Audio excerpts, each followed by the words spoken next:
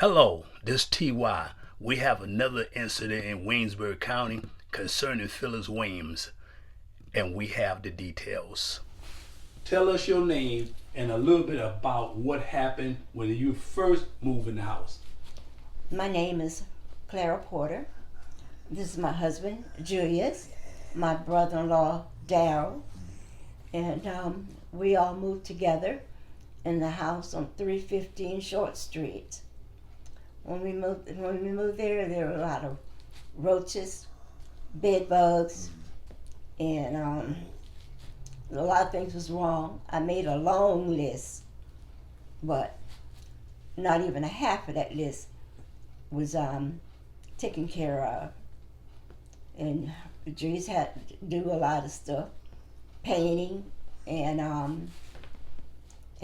washing down wall cabinet or whatever. And How did y'all got rid of the roaches and bed bugs? I had to call my supervisor because I'm on disability. I have a bad back and feet and everything. And now I have the bad feet. I didn't before because I had fallen twice in that house. But I called my supervisor, and she sent some people out to take care of the house with all the insects and whatnot. And we had to stay in the motel for about 4 days? About 4 days.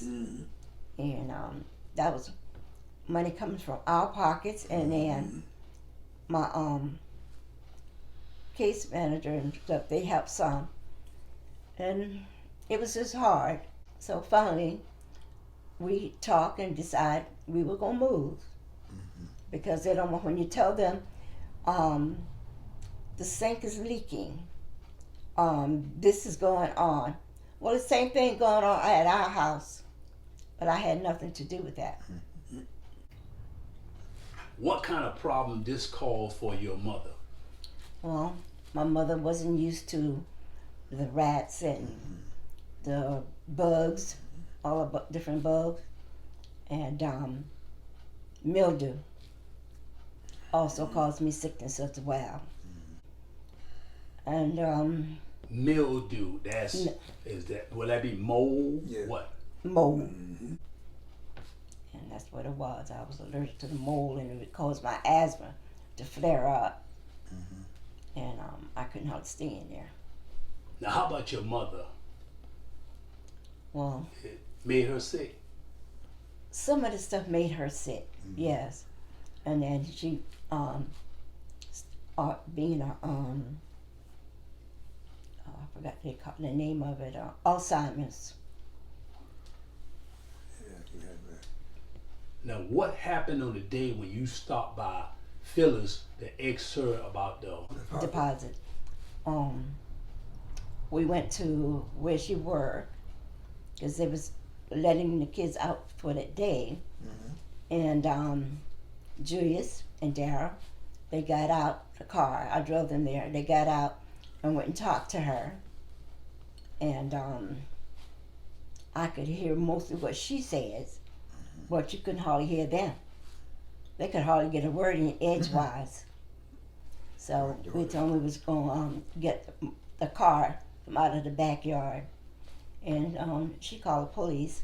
She had to call them from where she was, because when we got to the house, here came the police. Now, you mentioned that you went to the house to get your mail Yeah. and to have someone to move the car that had your mother's stuff in it. Yeah. And when you got there, did the police was there or they pull up? They pulled up right behind. Okay. Now, where was Phyllis? Undoubtedly she must have was on her way, because when the police came up, and by the time she got ready to get out the car, her car, Phyllis was pulling up. Yeah.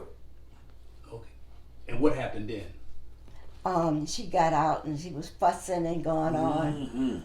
I didn't get out at all. I didn't say, hey, bye, nothing. But so the police told me she didn't hear me say anything to that lady. So tell me, what did Phyllis want the police to do? To keep us off the property. And I think they wanted a car that was back there because they didn't want us to get it. Now the car had your mother's stuff in My, it. my mother's things in it, and I really wanted it because that would remind me of her a lot. Now your mother died while you was at that address. At that address, yeah, she died. Yeah, right there. Yeah. And we stayed there a few months after she died. Yeah. Yeah. And some things needed fixing, and they weren't doing it. So Now, you explained to the police of what you was going through, you know, with your mother just passing. yeah, and it was another day. Another day, we saw the police because we wanted to check the mail, and police came and we talked. We talked like how But Phyllis we would didn't talk. want. Phyllis did not want you to get your mail, which would be your mother mail, right? Yeah. Now your mother is dead. Yes. And she didn't want you to get the mail. No. No. No. Some of my mail I got, some of it I didn't get. I think the one, I don't know who would take it out the box, but there was supposed to be one with some money in it. But I never got it. I still haven't got it. So Y'all was able to get the car. we got the car, but how many tires were missing? One. One tire missing off. Yeah. I haven't looked inside. Look over my mama's stuff yet. I think I'll be able to do it. Hopefully soon. It's hard dealing with the death of a loved one, and then a landlord who don't care about you and your feelings. Now, how does she ever talk to you? Like Cat and Doug. She would Well, too nice. well, she was rough, and I'm the little cat, little baby cat, not the grown one, but little kitten. And So she showed you no respect from the time you lived there. no.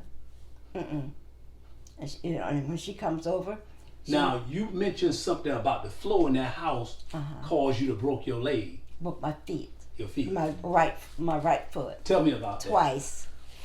Once I was in my mother room sitting with her and talking to her, and I went to get up, and there was a spot in the floor, and then I hit the floor just like that. They had to call an ambulance to get me because my foot was broken. I couldn't walk. Now, did Phyllis check on you? No, No. Did she, There wasn't none of that. no. she never checked. Did she know about it? She said she didn't. But you told her. Yeah. It was her Charles, the husband. He didn't tell. He didn't tell, he said. Who told her? We told to Charles. Charles, Phyllis said he didn't tell her. What we told her. We told him to tell her. But she know after you came out the hospital. You talked with her and told her you broke your foot.